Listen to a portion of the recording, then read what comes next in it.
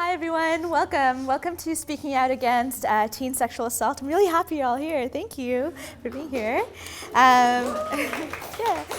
And I think today's conversation is especially timely because May is Sexual Assault Awareness Month, and we're also contributing then to a larger conversation that's happening across the province on sexual violence that's happening at home, in schools, and in the workplace. So it's especially timely. And what's really exciting about today is that we're focusing on youth, because youth and teens especially face the highest risk of sexual violence, right? And today we're also engaging young people in these discussions, young people like yourselves. So I'm really, really excited to have you all here.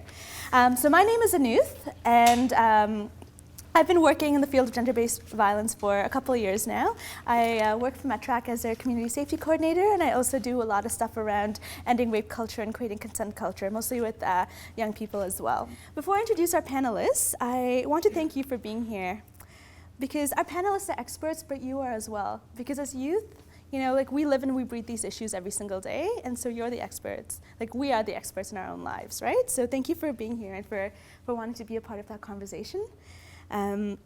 And so I'd like to introduce our first speaker today, who's Janice. Dr. Janice Mont is a scientist at Women's College Research Institute. Janice is a recognized international leader in the study of sexual violence. Her work has led to policy and practice changes in the area of sexual violence in Ontario and beyond. Janice will be answering the question, what is sexual assault? She'll talk about the context of teen sexual assault, including those affected, common settings, the use of alcohol, and the relationship between survivors and perpetrators. Sheila Macdonald is our other wonderful panelist here today. She is a provincial coordinator of the Ontario Network of Sexual Assault and Domestic Violence Treatment Centres. It's a network of 53 hospital-based sexual assault and domestic violence treatment centres across Ontario. Sheila is a sexual assault nurse examiner who has decades of frontline experience working with victims of sexual assault and is a leader in providing victim support. She'll talk to you today about where someone can get help dealing with experiences of sexual assault and how we can support sexually assaulted youth. And our next panelist is Todd Minerson. Todd is the executive director of the White Ribbon Campaign. It's the largest movement of men and boys working to end violence against women and girls. He works to promote gender equity, healthy relationships, and a new vision of masculinity. And then lastly, we have Andrea Villanueva. She's a co-founder of the Project Slut movement. Project Slut is an anti-slut shaming, anti-victim blaming, and anti-sexual bullying campaign started by 3 high school students from Toronto's Central Tech School, which is really rad, right? I know. So Todd and Andrea will talk to us about the prevention of sexual assault, the strategies of addressing teen sexual assault in and outside of the school setting, gender roles, bystander education, and of course the role of social media now, like Facebook and Twitter. And so I guess we're going to turn it over now to Janice, and Janice is going to start us off. Thank you.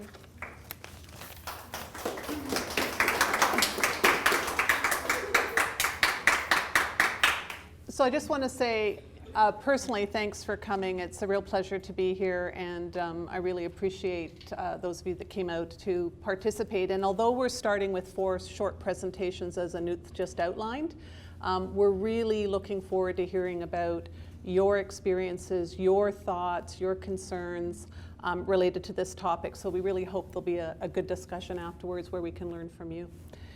So I wanted to start just by throwing out a question. Why should sexual assault concern you, concern me, concern all of us, concern society? Anybody want to throw back a response at me? Everybody's shy? Shy? Sure. You go for it. No. Sure, because I mean, it affects everyone, you know, a friend, family member, and sometimes even yourself, whether you're female or male. Right. I was going to say the same thing, but let me bring it back to like the law. So the law calls it assault because it is a violent act, right? Right. So anything that is violent in our society should be addressed. Right, exactly. So both those things are very true, and you know, increasingly it's acknowledged that Canada has a rape culture and that rape culture affects everyone. And you know, this is an environment in which sexual assault's not only common, but it's very normalized, considered normal. It's a result of society's approach to gender and sexuality. And we're bombarded with these media images and popular culture that support and excuse sexual assault, make it seem trivial and even erotic in some cases. And these messages, these negative and harmful messages that we're inundated with are about how women and men, girls and boys should relate to each other. And I think you all know in rape culture, social media, which in and of itself is used to victimize and harass, is sometimes used in ways that really seriously further harm the victims of sexual assault. So, true or false? Is sexual assault about sex? False. False. Sexual assault is not about sex, although both sexual assault and sex involve sex acts. So the choice for sex has been taken away in sexual assault. It's not about love or lust. It's about power and control over another, and it's an act of violence, as you just mentioned, and importantly, it is a crime. In Canada, you may or may not know this, but the definition of sexual assault includes really any unwanted kissing, sexual touching, grabbing, oral sex, and anal or vaginal intercourse. It's really any form of sexual contact without voluntary consent. And I'm sure the issue of consent will come up later in the panel as well, but for those of you that may not know, showing that you don't want to have sex through your actions is as good as saying no. You have the right to change your mind during sex. You can stop for any reason at any time. You have to be awake. You have to be sober enough to make a clear decision if you want to have sex. And people in positions of trust or power or authority cannot use those positions to make you have sex with them. So I think it's important to constantly sort of reinforce that it doesn't matter if you go up, these are just examples, to someone's bedroom, if you're dressed in clothing that other people think is provocative or too sexy, or you've been out partying, or you've been drinking hard, it doesn't mean you're consenting to sex. And 100% of rapes or sexual assault are the fault of the rapist. You are never to blame for being sexually assaulted.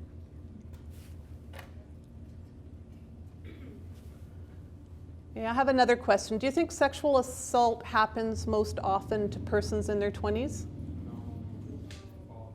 False? Yeah, that is false. So that actually even surprised me. And I've been doing research in this area for a long time. But you're actually at greatest risk of being sexually assaulted if you're in your teens. And Statistics Canada has been collecting information about sexual offenses. And they've found that the highest rates of police-reported sexual assault are among teens aged 14 and 15. I had circled, those tallest bars, because those are the 14 and 15-year-olds. And you can see how it decreases, the risk decreases over time. Teen sexual assault victims are most likely to be girls.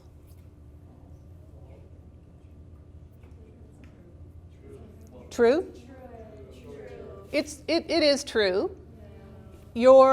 You're more likely to be sexually assaulted if you're a girl. So teenage girls are actually 8 times more likely than teenage guys to be the victim of a police-reported sexual offense.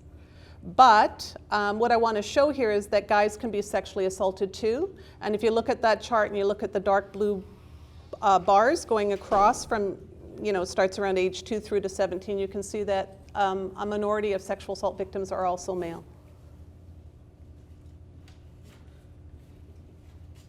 There was actually a study done, I don't know if any of you have seen this, there was a study done across Ontario. They actually surveyed 1,800 students in 23 high schools in Ontario about their experiences with sexual victimization. And they found that 27% of, I'm just going to present a couple pieces of data for you.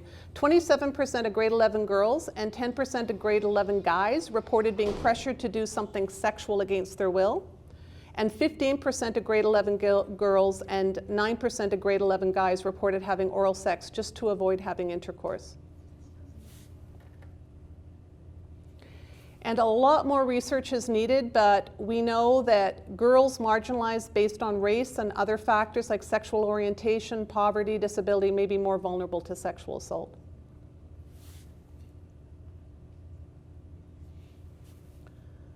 So who are the perpetrators of teen sexual assault typically? Are they guys? True? False? Well, what's reported? Of what's reported. Of what we know. Of what, because we only, yeah. So it's true. Although most guys don't commit sexual assaults are most often committed by guys, and this is true whether the victim is actually a girl or a guy. So there's not a lot of data, but I found one study from the United States, and they found that among 16 and 17-year-olds that had perpetrated sexual assault, 90% were guys and 10% were girls. But there's increasingly research that shows that even though most guys don't sexual assault, those who do and get away with it tend to do it over and over again.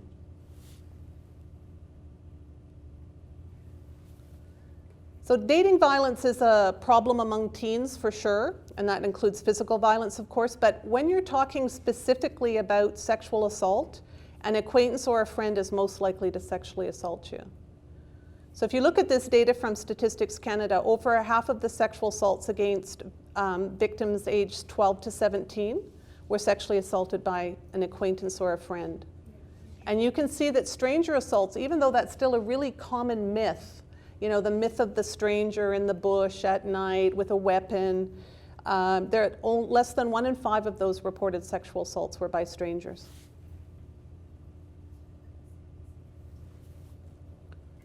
So we hear a lot about this. Do you think it's true that victims of teen sexual assault are most likely to meet the perpetrator online? False. Okay. They're good. You guys are really good. But you know, it's just a way for me to show you some of the research out there. You're actually most likely to meet the perpetrator at school. There's not a lot of research that's been done, but sexual assault victims aged 14 to 21 in the United States, when they were surveyed, they found that 52% had met the perpetrator at school. And you're most likely to be sexually assaulted inside or on the grounds of your school. So that's as opposed to being sexually assaulted in your own home or at a party or someone else's house. Alcohol is the #1 cause of teen sexual assault. False. It is true, however, that alcohol may increase your risk of sexual assault, but yes, it doesn't cause, nor is it an excuse ever for someone sexually assaulting you. And there is a little research that's been done on it. In an American study of teens, for example, only 20% of girls and 16% of guys had been drinking when they were sexually assaulted. Okay, a real sexual assault will almost always involve physical force and injuries. True? False. Okay. By physical force, I mean physical violence. Hitting, slapping. Yeah. The more obvious kind of real physical violence. But you're right, the answer is false. Because, for example, you may be pressured into sex, and that is definitely sexual assault. So we conducted a study here, Sheila and I, and we looked at sexual assault victims aged 12 to 18 in Ontario, and we found that coercive tactics, including arguments, threats, intimidation, and manipulation, were used in almost 1/4 of teen sexual assault cases that came into a hospital. And in fact, only slightly more than 1/4 of those girls who reported to a hospital being sexually assaulted had been physically injured. So you may not experience any injuries, or you may experience few physical injuries as a result of being sexually assaulted. However, if you're a victim of sexual assault, or you know somebody else, you have a friend or a family member who's a victim of sexual assault, you may have other concerns. He or she may have other concerns as well. You might be concerned about getting a sexually transmitted infection. If you're a young woman, you might be afraid of becoming pregnant. You might feel afraid, ashamed, guilty, confused, angry, depressed, that your friends and families won't believe you, that you might want to hurt yourself, helpless to stop ongoing abuse, or hopeless about whether anything can be done to help you. But part of the reason we're here today is to say that there is hope and there is help, and that's what my colleague Sheila Macdonald is going to talk about now with you. Thank you, and thank you for providing the opportunity today for me to speak as well. I'm the clinical manager of the Sexual Assault Domestic Violence Care Center at Women's College Hospital. I'm a registered nurse, and I've been working with the team there for 20 or something years. But I'm interested in talking with you because based on what Janice has said, we know a lot happens to young people, adolescents, teenagers, young adults, and a lot don't come forward for help. And so part of I hope today is about giving some awareness of our service and others that are around. If something happens to someone you know or to you, that maybe you can give them some guidance or direction of where to go. So given what Janice said, our experience is that there is a lot of feeling of shame and embarrassment and feeling guilty and self-blame, and she or he is hesitating about whether or not to come forward, yet they have concerns. And so there are hotlines. We've included numbers in the bags that we gave to you. There's the Kids Helpline, there's the Assaulted Women's Helpline, there's the Rape Crisis Center that you can phone up to ask questions. Where can I go? Here's my concerns, to get some help. At Women's College, we have a nurse on duty, available 24 hours a day, 7 days a week, that you can call the hospital. We've given the number. You can show up at the hospital, and a nurse will be there to assist you. And our role specifically, all the nurses have been trained specifically to provide support and care to somebody. And what we do when someone comes in is we have a specialized unit. It's separate from the rest of the hospital, so it's not like other people are around, where we can sit and talk with you, find out what concerns are there, what questions do you have. Janice had mentioned for young women, there's always a concern about, can I get pregnant? So we talk about pregnancy. We provide the morning after pill for if we believe that there's a chance of becoming pregnant. For both young women and men, there are concerns about sexually transmitted infections. So again, we talk about the risks. We offer, everything that we do is always a choice, whether or not the person takes it, but we do offer prophylactic medication to prevent the more common sexually transmitted infections like gonorrhea or chlamydia. We vaccinate for hepatitis B. We talk about the risk of HIV because that's always in someone's mind.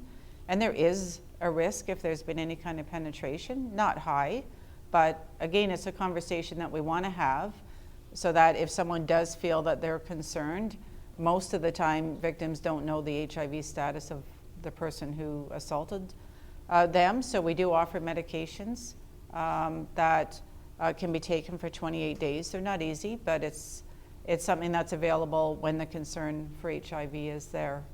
We also talk, especially with young people, but maybe I should say it's for everybody, the concern around should I make a report to the police. So the decision about whether or not to report is again something that's left up to the person, but we'll sit and talk about what are your legal options. Do you want to make a report? If so, we also have the responsibility to collect forensic evidence that the police might use in an investigation if that's going to happen. So we will collect the evidence at the hospital that can be released to the police. If someone is unsure of what to do, we actually will provide the option to store the evidence at the hospital to give time to think about what to do, because it is a major decision, and often the concerns, worry about, will my parents find out? Will my friends find out? Will the school find out? So it's conversations that are important in that decision making. So we will do that as well. And of course, the option to not report at all is also there. So we don't have to do anything with evidence. We can address health concerns. If there's any injury, we want to, often there's a need, even if there's not a lot of obvious blatant injury, most victims feel aches or pains or concerns. We just want to check out, make sure everything is okay so that, she or he gets the assurance that you are physically okay and there's no ongoing concern to be worried about. In addition to all of that, we offer to have the person come back. So whatever was done that night, we want to check in again a few days later, see how things are, see if there's any questions, anything that we did that there's any concern about as well. And our program also offers counseling. So It's difficult. The immediate feeling that was often expressed is, I can get over it. I just want to forget about it. I don't want to talk about it anymore. And just get back to the way things are. Get back to school or work or whatever's going on. And a network, having someone to talk to is important. So if you have a friend, your parents, someone in the school that you feel comfortable telling, that you feel you can get support, it's good to talk to someone. But they're not counselors. So there is also a point when if things get too much, you find you can't sleep, you're difficult eating, you're scared by things around you, it's good to be able to come in and talk to a counselor, and our service will do that as well. So we always leave it open, even if somebody sees us tonight, that a year from now, if there's a struggle, that we're always available to whoever we saw through our service. And of course, we're not the only agency, so there are other support networks out there, and we offer to assist in reaching out to other agencies in the community as well to offer assistance. So that generally is a summary of what's around as far as our program goes. And of course, if you have family doctors, if you have community health centers that you get health care from, they too can offer assistance. They may not have that specialization, or they won't, particularly immediately after the assault. So they would probably tend to want to call us. The last thing maybe I'll wrap up with, I don't know where my time is at, but I recognize that people hesitate to come forward. So be it if you know somebody and an assault happened tonight and they wait 2 or 3 weeks, someone can still call us and we'll see them to, again, find out what's going on, see how we can help. So we're pretty open to when somebody can reach out to us, and because we do appreciate that that's a difficult thing for someone to do. So I think I'll stop with that. All right.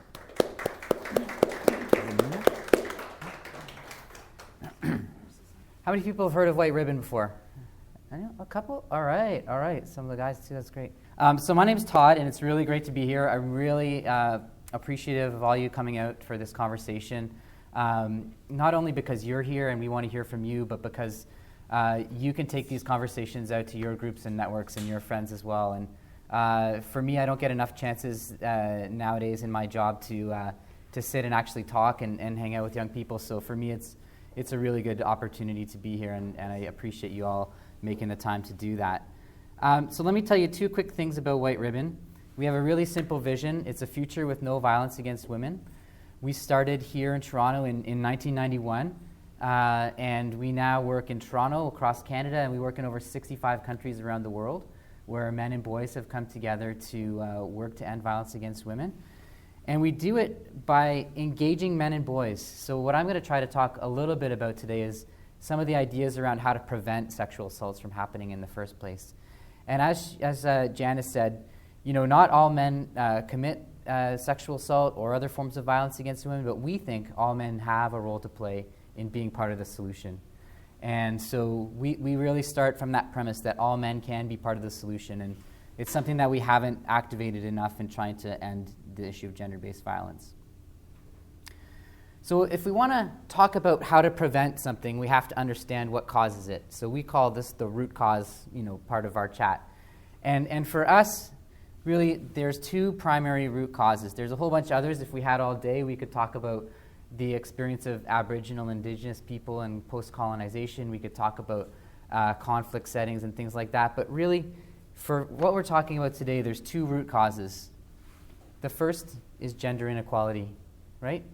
Women and girls are not equal in almost any way in our world today. And I'll show you another example of that in a second. But if we think of gender inequality as a spectrum, as a range of things that can happen and experiences that people can have, violence, sexual assault is on the worst, the most tragic, and most traumatic end of that spectrum. So that's one of the root causes that we need to address, and this is what all the research tells us. When we look at improving gender equality for women and girls, we reduce the amount of violence that they experience. The other root cause, though, are those things about men and masculinity that make us choose harmful and violent things. So there's these harmful aspects of men and masculinity that are also one of the root causes of violence against women. So that small minority of men that perpetrate multiple amounts or large amounts or disproportionate amounts of sexual violence that Janice was talking about are also part of that root cause. And when you mix those two things together, you get a society that tells you it's okay to make t-shirts like this, where this is actually seen as a way a company can make money. If you can see the image there, you have a woman talking to a man, presumably, and the man solving the problem by kicking her out of the picture, off the ledge, over the whatever. And this is seen as acceptable. This is where these two issues of gender inequality and harmful masculinities mix in a really toxic way. So if we look at those two things as the root causes, I just want to expand a bit more. So here's that spectrum that I was talking about. You know, on the left side, you see these attitudes and beliefs that women want to be controlled, that men are dominant. In the media and through systemic things, we have all these other examples of gender inequality. When we move farther along to the harassment part of the stage, we can see some of these things that are really, pretty damaging acts that are seen as pretty normal. Unfortunately, a lot of guys think things like street harassment is just compliments to women. We know it's not. We know it causes harm. We know it's a terrible thing. And then that moves into the more severe physical violence and sexual violence that we're talking about. So this is how I'm talking about it fitting on a spectrum of gender inequality.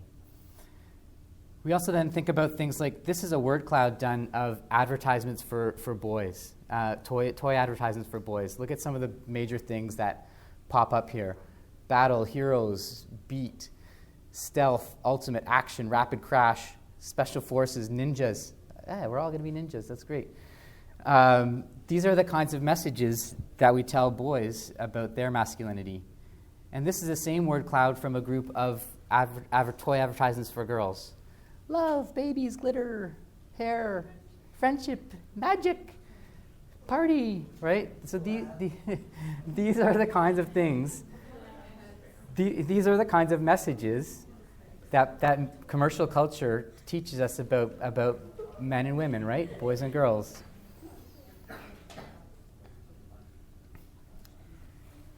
What we also end up then is this something that we sometimes call the man box, where we get all these ideas about what it's supposed to mean to be a real man.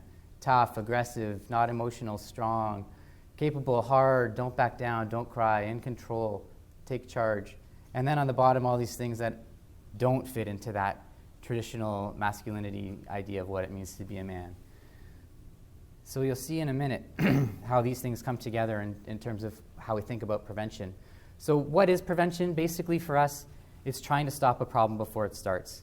So we want to do the things that we need to do to change those conditions that create any kind of violence against women and girls. So primarily around those are challenging those harmful ideas of masculinity, promoting gender equality, and then challenging and changing social norms. And I know Andrea is going to talk about this too, because that's such a huge part of the project that she's been working on. But really moving from a rape culture to a consent culture. And in White Ribbon, because our focus is on how we get men and boys involved, these are the two areas of those three focuses that we spend most of our time focused on. So how do we do it? Well, we go to ask the experts. And by experts, I mean grade 6 boys. Like, you are all the experts, we need to go to the experts as well. So this is that man box exercise that we did with a group of grade 6 boys. And in the middle, we asked them first to tell us all the things that they could describe of what it means to be a real man.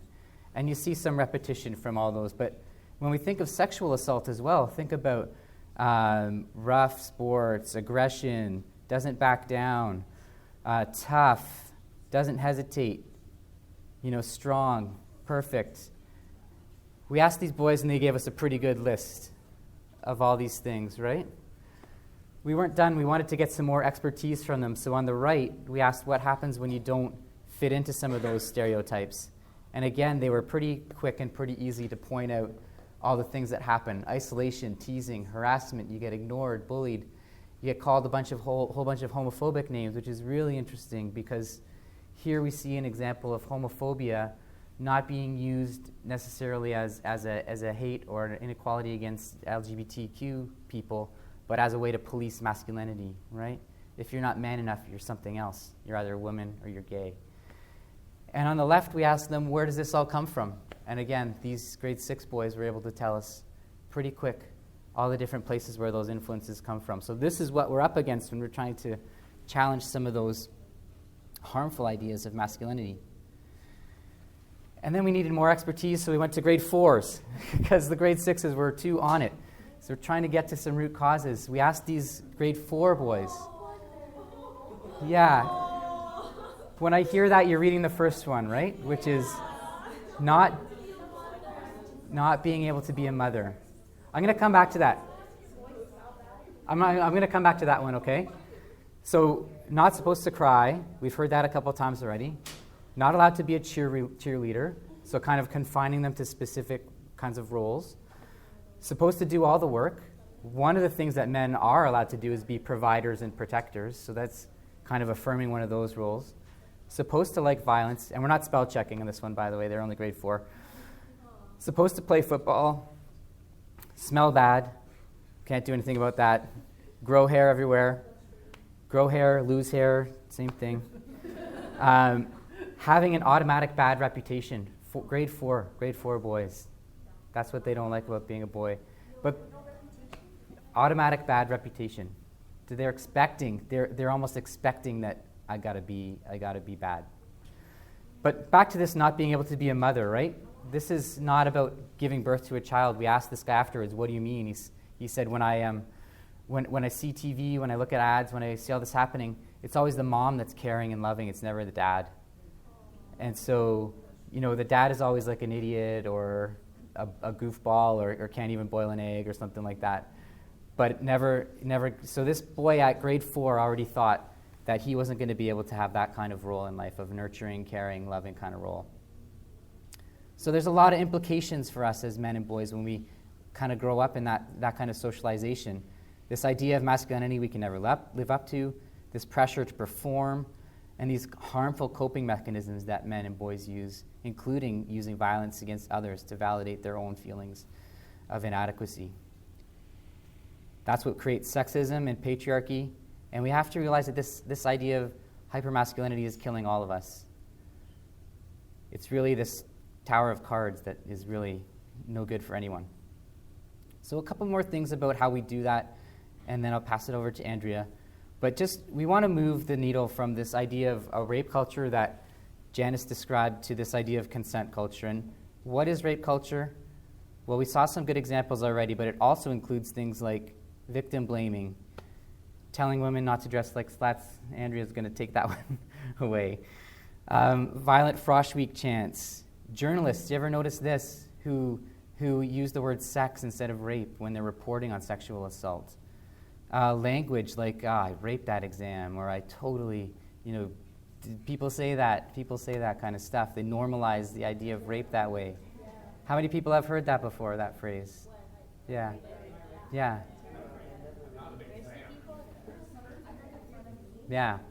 How about a lack of consequences for perpetrators? There's people walking around this world who are very famous, who shall remain nameless right now because this is being videotaped and I don't want to get sued, but who are accused of multiple sexual assaults and are getting away with it. Different treatments for celebrities and athletes when they're accused of these kinds of violent acts.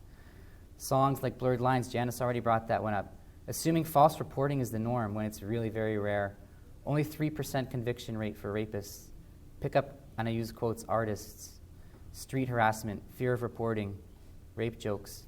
Those are all the things that consist of rape culture, right? Consent culture. Janice also had this slide up, but I think it really demonstrates these are the kinds of conversations that embody consent culture. Do you like this? Do you like it when? If I change my mind, we'll stop.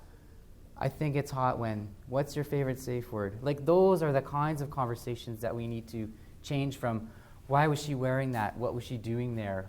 Why did she drink so much? She should have known better. And social media, I know we're all aware of how it can be, contribute to these problems, but I think it's also important for us to know that it can be part of the solutions as well.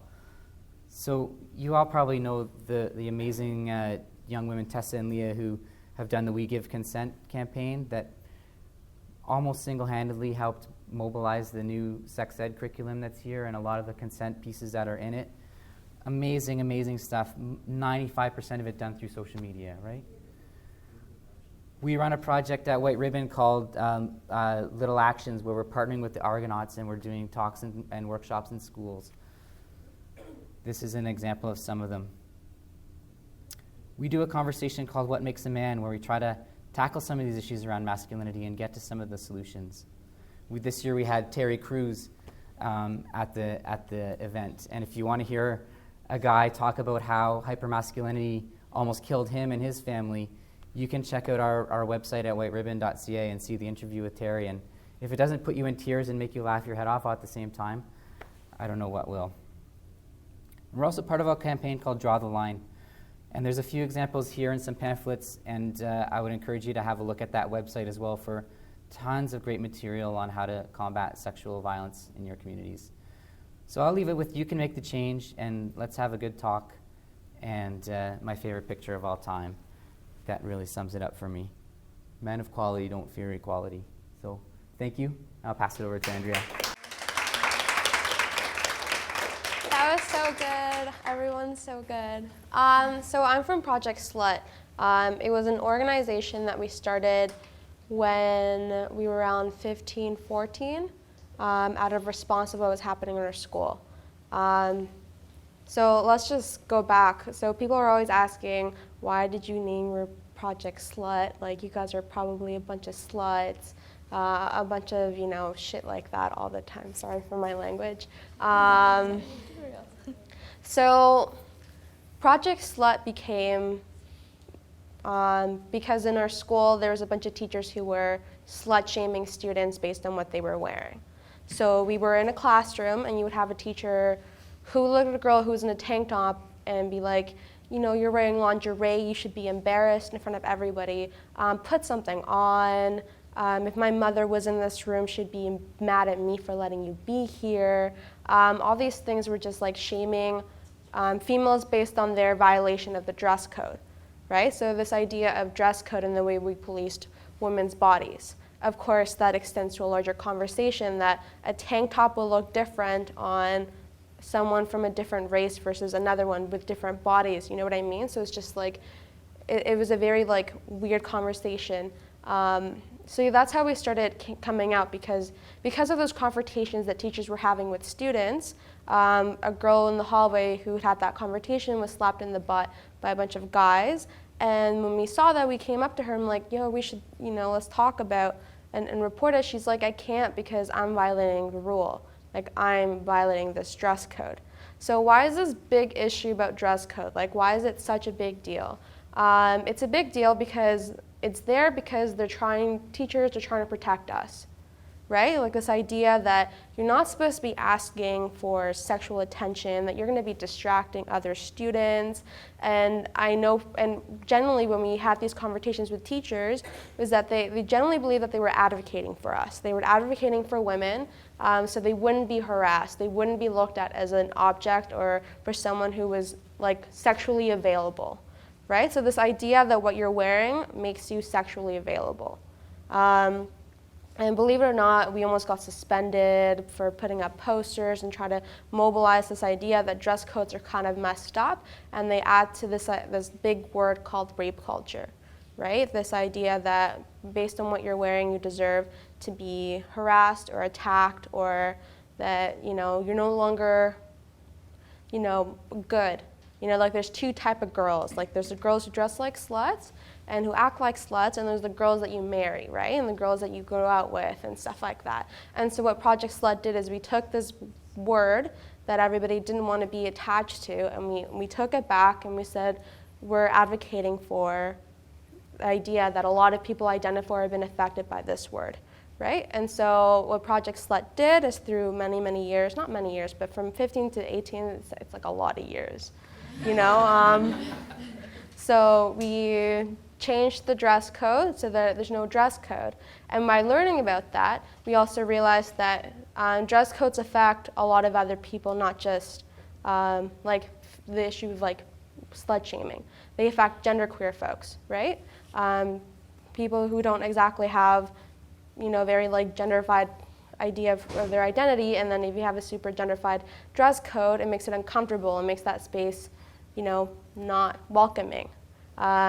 We had a hat rule at Central Tech that was only really enforced to men of color, right? And that was something that when we were asking, they were saying, yeah, and this idea of the hat rule came to look at threats, right? To be able to tell who the threats were in the school, who were unwelcome people, to keep the school safe, right? Which is kind of messed up if you're only enforcing it on men of color.